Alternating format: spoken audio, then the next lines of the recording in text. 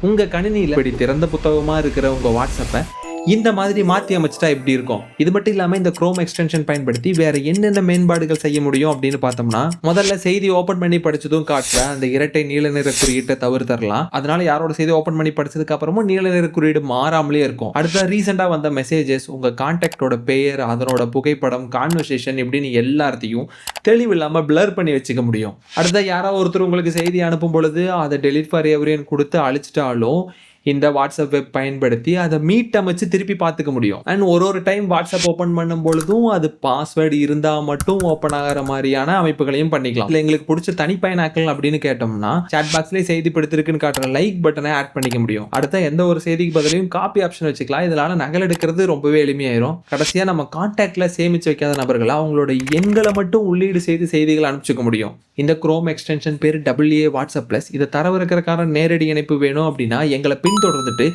கருத்து பெட்டியில் வாட்ஸ்அப் அப்படின்னு கமெண்ட் பண்ணுங்க. நாங்களே உங்களுக்கு அனுப்பி வைக்கிறோம்.